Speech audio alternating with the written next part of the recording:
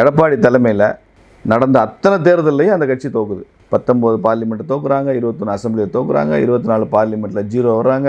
இடையில நடந்த 2 உள்ளாட்சி தேர்தல் நகர்ப்புற ஊரக உள்ளாட்சியிலையும் தோக்குறாங்க. 5 எலெக்ஷனில் ஏடிஎம்கே தொடர்ந்து தோல்வி எடப்பாடி பொறுப்பேற்ற பிறகு. இப்போ சாதாரண ஒரு ஏடிஎம்கே, நீங்களே ஒரு ஏடிஎம்கே தொண்டனாக இருக்கீங்கன்னு வச்சுங்க, நீங்கள் எதுக்கு இந்த கட்சி ஜெயிக்கும் ஆட்சிக்கு வரும்ன்றது என்ன நம்பிக்கை இருக்கு உங்களுக்கு? இல்லை, பேசக்கூடியவங்க எல்லாருமே இல்லை வெளியே வரக்கூடிய கான்டென்ட் என்ன இருக்குது அப்படின்னா, அதிமுக அண்ட் பிஜேபி சேர்ந்துருக்கலாம், இல்லை சேராமல் இருக்கலாம், இல்லை தனிப்பட்ட கருத்து, இல்லை இதுக்கெல்லாம் அண்ணாமலை அவர் தான் காரணம், இப்படி தான் பேசிகிட்டு இருக்காங்க.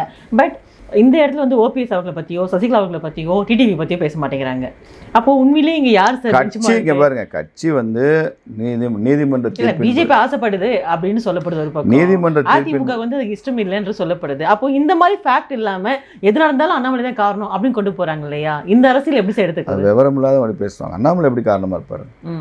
சமீபத்தில் இப்படிதானே போய்கிட்டு அவர் கூட்டணி வேண்டாம். இங்கே பாருங்க, அரசியலில் இம்மிடியட் சக்சஸ்னு ஒன்று இருக்கு, அல்டிமேட் சக்ஸஸ்னு ஒன்று இருக்குது. இப்போ கூட்டணி வந்திருந்தால் எனக்கு இமிடியட் சக்ஸஸ் கிடைக்கும், நானே ஜெயிச்சிருப்பேன். ஏன்னா நான் அண்ணாமலை என்ன சொல்கிறாருன்னா அல்டிமேட் சக்ஸஸ் இல்லை அப்படின்னு சொல்கிறாரு. அல்டிமேட் சக்ஸஸ்ங்கிறது பிஜேபியை ஒரு பிரைமரி பொசிஷன், ஒரு பிரைம் பொசிஷனில் கொண்டு வர்றது, முதன்மை ஸ்தானத்தில் தமிழ்நாட்டில் கொண்டு வர்றது தான் அல்டிமேட் சக்ஸஸ். அப்படி கூட்டணி அமைஞ்சாலும் அது பிஜேபி தலைமையில் அந்த கூட்டணி அமைகிறது. இது ஒரு லீடருடைய விஷன், அதை தான் அவர் சொன்னார். செகண்ட் ஹாஃப் என்ன சொன்னார்? அதுக்கப்புறம் இதை தேசிய தலைமை என்டோர்ஸ் பண்ணால் ஓகே தான், அல்லது அவங்க என்ன சொல்கிறாங்களோ நான் கேட்டுக்க போகிறோம் அப்படின்னு சொன்னார். அவ்வளோதானே, அவர் ஸ்டாண்டில் அவர் கிளியர் தானே.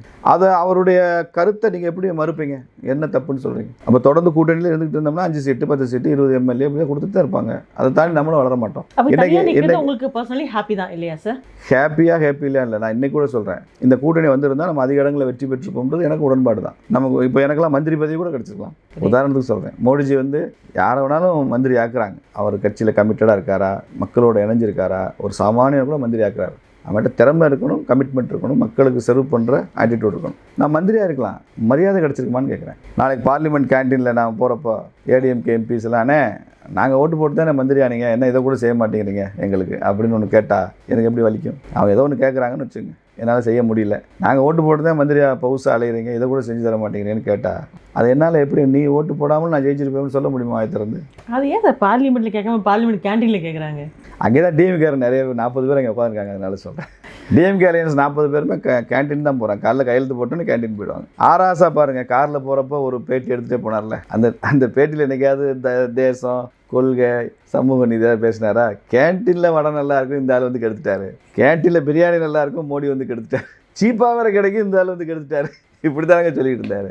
இதுதாங்க திமுகவுக்கு பார்லிமெண்ட்டுக்கு போனாலும் கேன்டீனில் திங்கிற ஞாபகம் தான் இருக்குது. அங்கேயும் பிரியாணி திங்கிறது இந்த ஞாபகம் தான். அது ஆராசா சொன்னது தான் சொல்கிறேன், நான் வேற ஒன்றும் சொல்ல. சைவம் ஆயிட்டாராம் எல்லாமே, அதனால இவங்களுக்கு எல்லாம் போச்சான். உங்களுக்கு தெரியுமா, பாராளுமன்ற கேன்டீனை அவங்க பிஜேபி கொள்கையை திணித்தி ஆர்எஸ்எஸ் கொள்கையை எப்படி சைவமாக்கிட்டாங்க, அசைவத்துக்கு அனுமதி இல்லை அப்படி இப்படி கொதிக்கிறார்கள் ஆராசா.